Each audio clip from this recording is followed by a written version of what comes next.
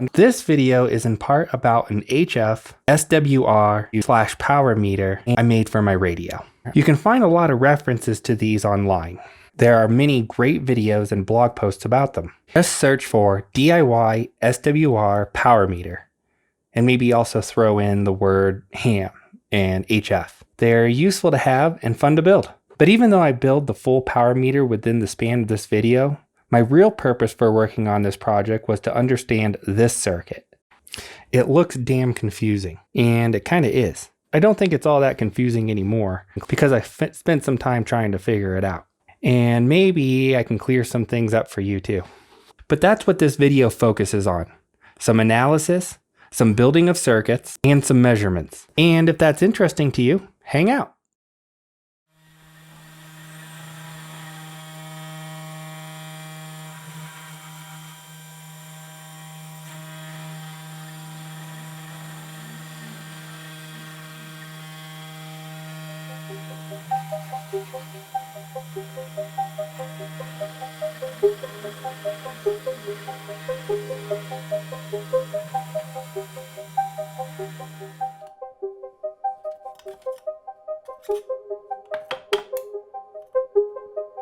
So here's the motivation. This is what I'm trying to do.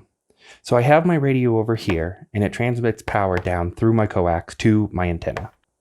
I want to measure the power transmitted to the antenna and the power reflected from the antenna. If I can do this, I can calculate SWR. Just measure this, and then I can get this. I can measure those two power quantities using a directional coupler. Most of the power from the radio going into the coupler comes out of the coupler and goes into the antenna. But some of the power, say like a thousandth, gets split off within the coupler to this port and can therefore be measured by this power meter. The power transmitted to the antenna will have some of its power reflected from the antenna and back into the coupler. That power will mostly make it back to the radio, but a small portion will get split off to this port and measured by this second power meter. If such a device existed, I could easily calculate SWR after measuring the power from both these outputs.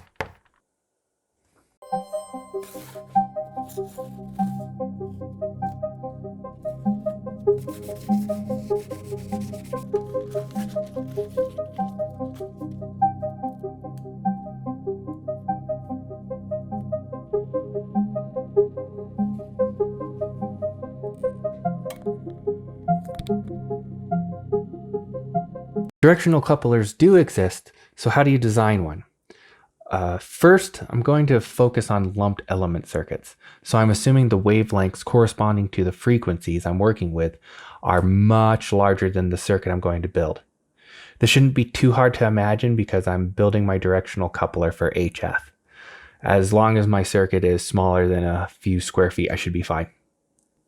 Here's the trick to building directional couplers at these frequencies. We need to measure the complex current and the complex voltage, meaning I need the magnitude and phase of each, at a location between the radio and the antenna. Why? Well, because I know a thing or two about waveguides and transmission lines. And honestly, that's going to help a lot with this next part, but I'll summarize.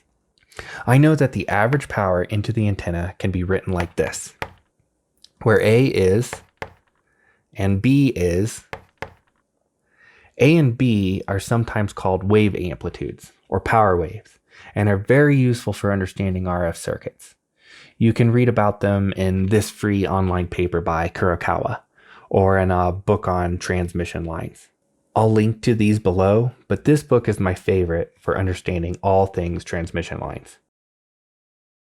From observation, you can see that A and B are just linear combinations of the voltage and the current that we are measuring. The impedance Z0 is the same output impedance as the radio and the transmission line. In most cases, this is the 50 ohms that shows up everywhere in radio and RF measurements.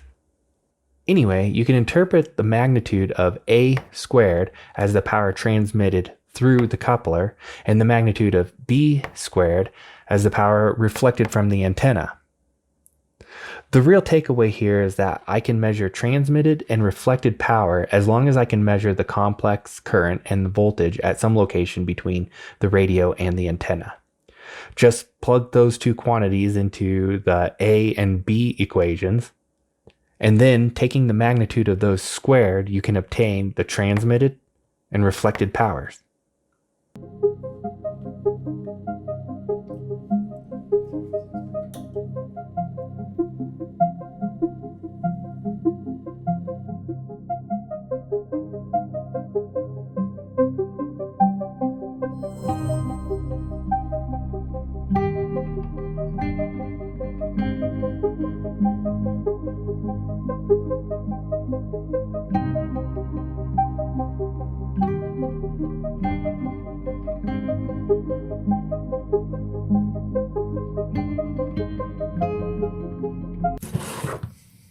Okay, so how does this work then?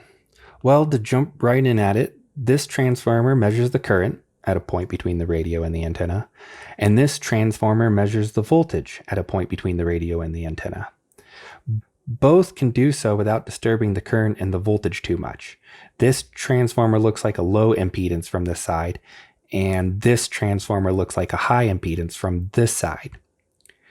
The current on this side of this transformer is, and the voltage on this side of this transformer is, say we terminate these ports in the impedance Z0. The current will be split between these two paths pretty much equally because this looks like a small impedance for large N. The result will be these voltages at the output.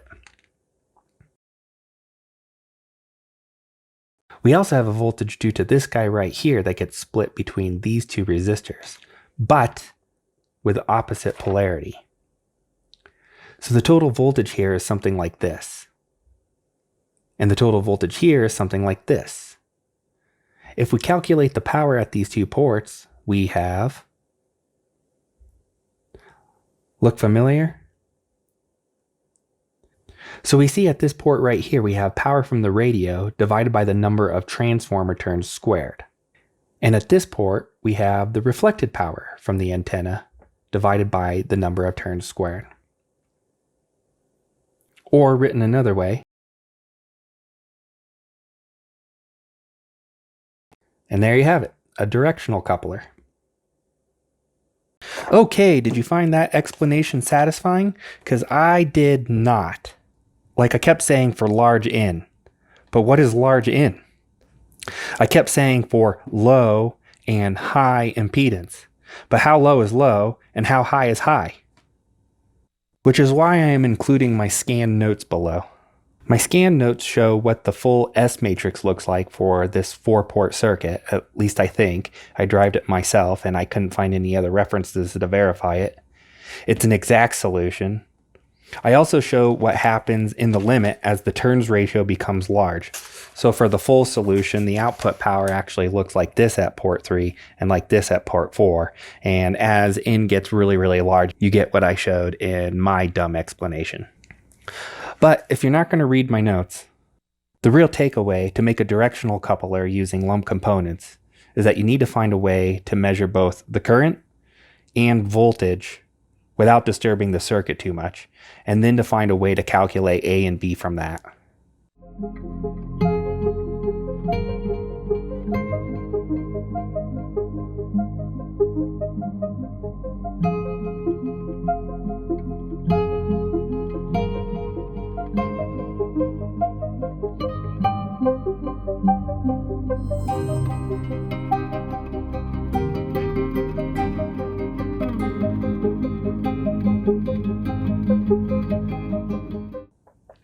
And here it is, fully made, the SWR/power meter part at least. I have a Kenwood TS130S. It outputs 100 watts, or at least that's what it says it does. So the design of this is to handle 100 watts in and measure the SWR with these two power meters. What are these? They are 8307s and they are ridiculously easy to use. You basically provide power to them, add a 50-ish ohm resistor, couple capacitors, and they tell you how much power has gone into them here. A really good reference for learning to use them is this QST article, which you can find online by the prophet Wes Hayward. As is all of Hayward's material, it is an excellent source. But the data sheet for these chips are great too. And if you're only working with HF frequencies like I am, the input circuitry is even easier than Lord Hayward's circuit. Other points of interest within this circuit are the RF test points, which I'm using. I love these. They are little devices you can throw on your RF board to make connections with these probes. One end of this probe snaps onto these little devices for making a measurement, and the other end of the probe is an SMA connection, so you can easily connect to something like VNA. The test points are directional. That's why I have two here. I can use this one to measure a signal coming in from my coupler, and this one to inject a signal directly into my power meters. How does that work? Well, if you look really closely, when you push the probe into one of these test points, it opens up a switch so that only one side of the connection makes contact with a pin inside the probe. The problem? Each of these probes costs like $80, and these test points take a little practice to solder on. I found I can do it with a heat gun and some solder paste after a little practice. Just don't turn your heat gun up too hot or you will melt the plastic that's inside these test points. On the bright side, the test points only cost a few pennies, so once you have the probes, you don't feel too bad if you throw these things all around your board. Now, do you need these for testing your RF circuits? No, and actually it's kind of ridiculous to do this at these frequencies. The rest of this shit is just for decoupling power supplies.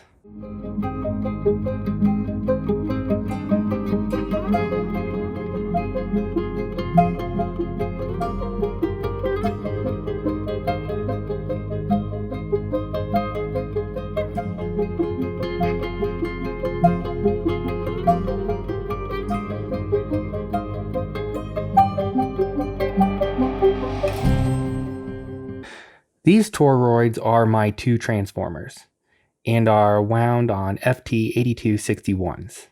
They are ferrite cores with size 82 and mix 61.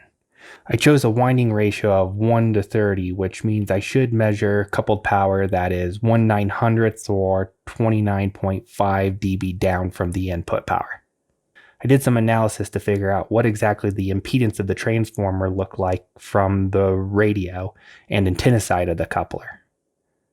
For example, I found that the input impedance into this guy right here looks like 25 over n squared ohms. See my notes for that one. Which means it will look like around 0.03 ohms for an ideal transformer. If I want my transformer to look as ideal as possible, I need to make sure the reactance from the one winding onto the toroid looks like a large reactance compared to the 25 over n squared. I think some rules of thumb say at least 5 times higher.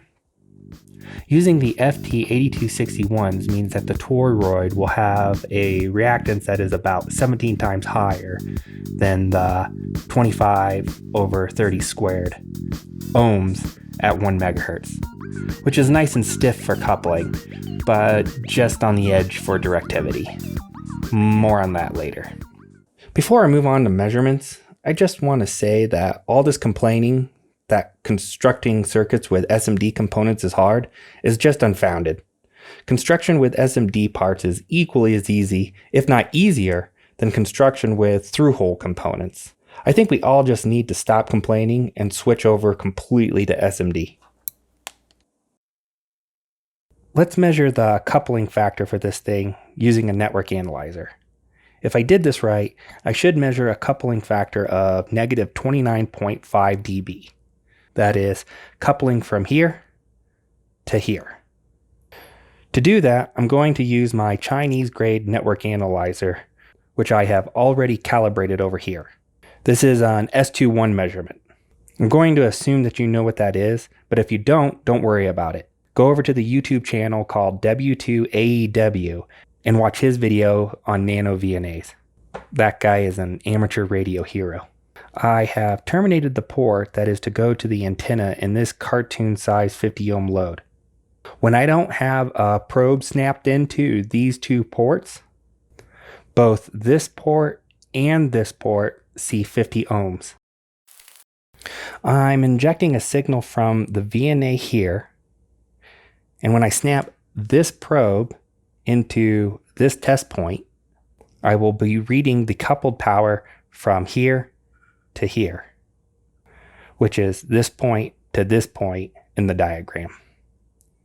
And since these transformers are both wound with 30 turns, the insertion loss I should be reading over here should be negative 29.5 dB. Let's try that.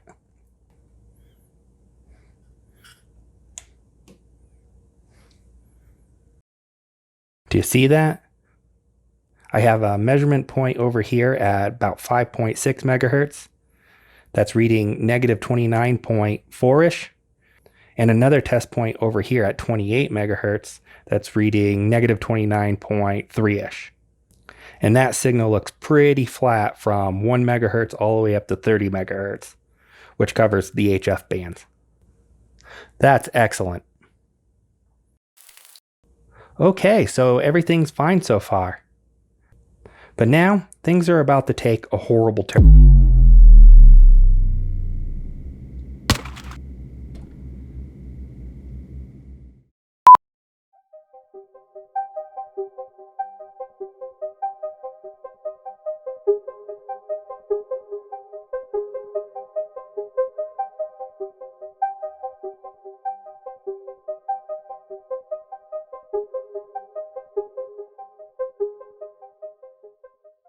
Directional couplers would be easy to make if you didn't care about directivity. What is directivity? Well, in a real directional coupler, some of the power that comes out of the radio gets routed back to this port. And that kind of sucks because it makes it look like power is getting reflected from the antenna when it really isn't. There's no way to distinguish from power being reflected back from the antenna and the power that gets leaked from the radio to this port through this route right here. It limits the smallest SWR reading your coupler can be used for.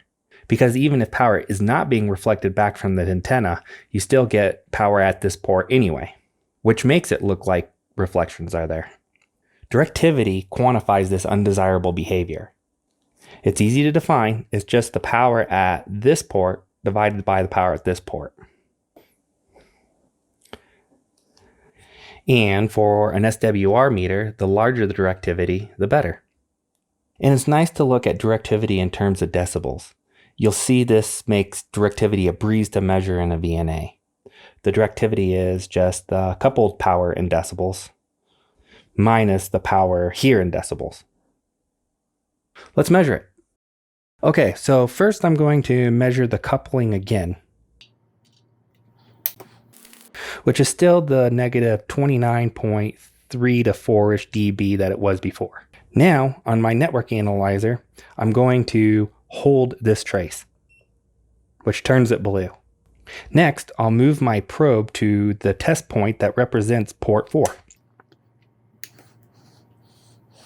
The yellow line is now the insertion loss from the radio port to port 4.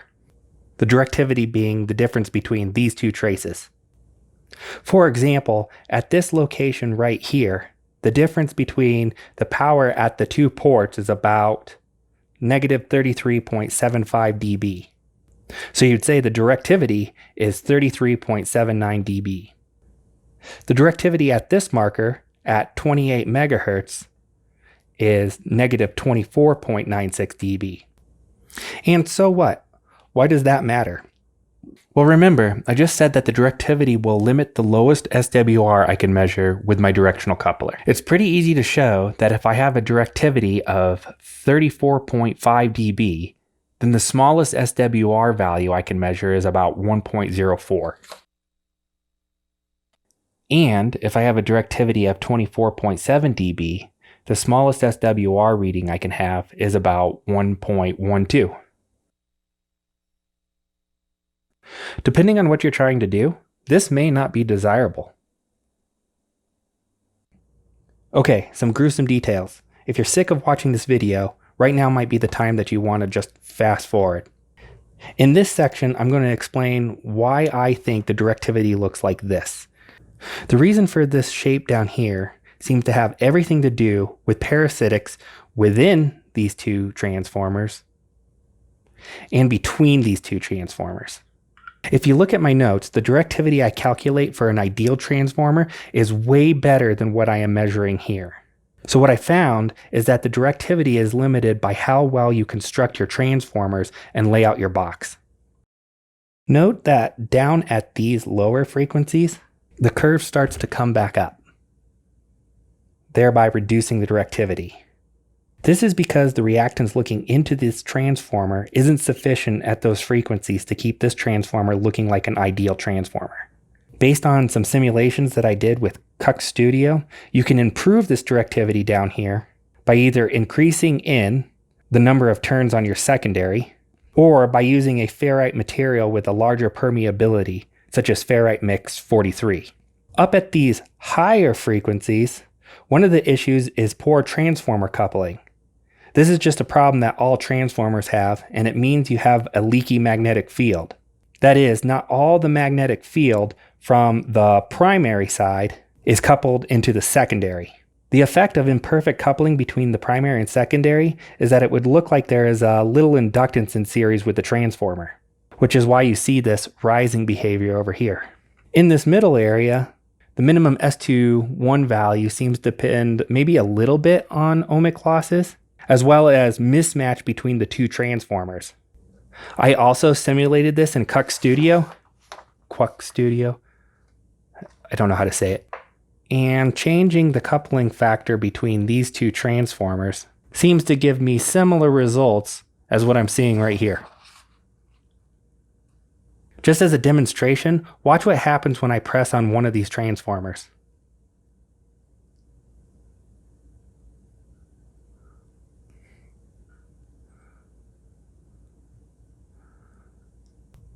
I think what I'm doing is messing with the transformer's coupling factor, I think, which causes these two transformers to either be more matched or less matched, which seems to coincide with my simulation results.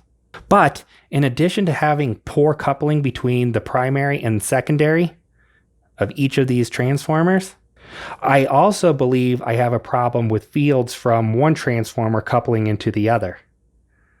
Why do I believe this? Well, watch this. I made this 3D printed piece, and then I covered it with copper tape. When I put it in between the two toroids and ground it,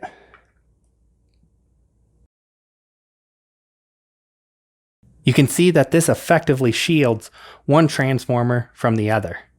Let me pull it away and show you again. Less directivity.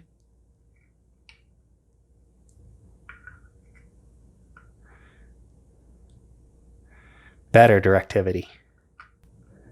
And the effect seems significant. I can change the directivity by a few dB. I think one of the culprits for this coupling can be found in one of Jim Maxwell's equations. I assumed this changing field was 0, but I'm pretty sure I'm creating a gradient in potential with these transformers, which causes fields to shoot right between each other. I've made one of these couplers before, and I placed the toroids away from each other like this, and in the same orientation. And yeah, I don't run into the same coupling problems with this as I do with this.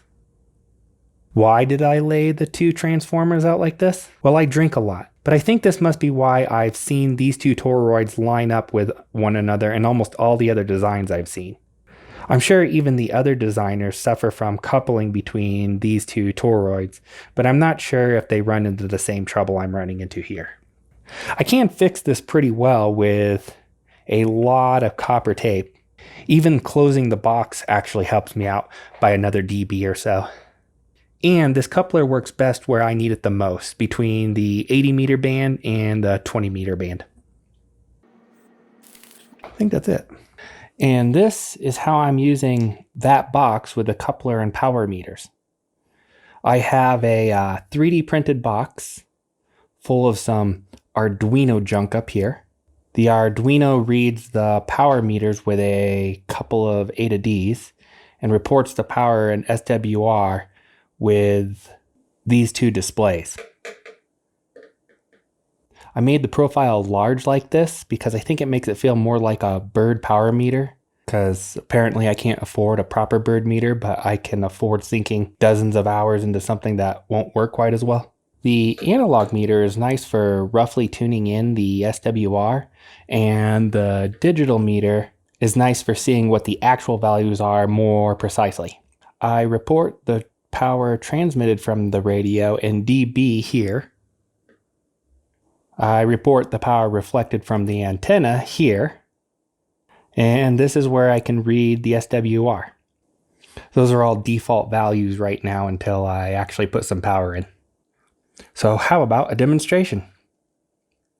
Okay, here we go. I just checked to see if this frequency is in use on the 40 meter band. So now I'll see if I can tune up the radio. All right, I just turned it on, and you can see that 45 dB is going out and about 38 dB is trying to come back, giving me a SWR of about 2.7, which you can see between here and here.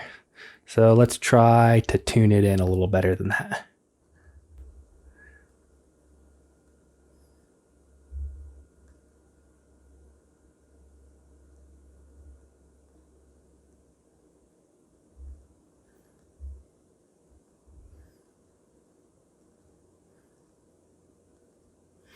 So now I have it tuned in, and it looks like I have about 100 watts going out, maybe a little bit more.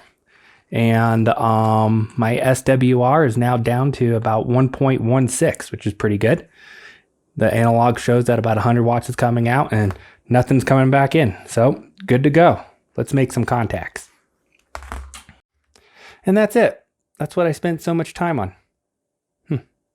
I like it. I've been playing with it for a little while now, and it seems to work well enough. I did calibrate it, but I'm not sure how accurate it really is, or stays after knocking it around a bit. Honestly, if the accuracy is within a couple of dB, I'm happy. And I finally figured out what this complicated thing does, which is really why I wanted to work on this project anyway. Okay, well, if you've made it this far in the video, thanks for hanging out. I'm going to try to put my notes down below somehow. I don't really know how to do that yet. You can leave now if you like. I just wanted to show you a couple of references I used in this project. First, here's one of Wes Hayward's books. You can find the coupler I analyzed in here within the book. I like how Hayward writes, so this is a fun read and you can glean some intuition from his discussion on the coupler. This is a blog post by K6JCA. You can find it by searching for K6JCA and directional couplers. Remember when I said the directivity limits the minimum SWR you can have within your beater? That's true, but it's a little more complicated than just setting a minimum SWR. An antenna looks like a complex load connected to the end of an arbitrary length transmission line, which means the reflected CW signal reflects back at an arbitrary phase that may add or subtract to the signal at port 4.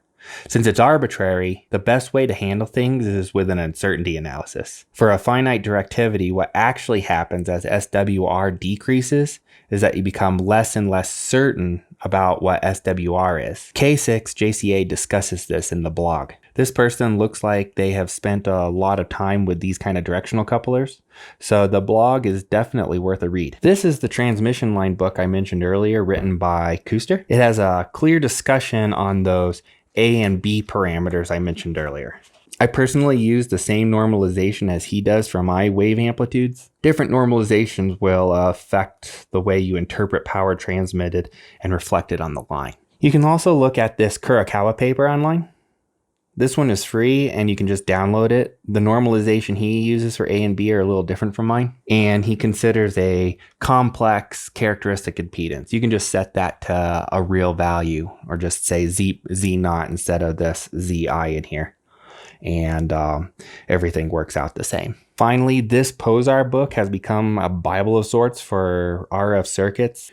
It doesn't go into all topics terribly deep, but it is a good place to start on a lot of topics. It has a section in here on directional couplers. It doesn't have the coupler I used in my project, but it does show the properties of directional couplers from an analytic point of view. Okay, that's the end for real now. See you later.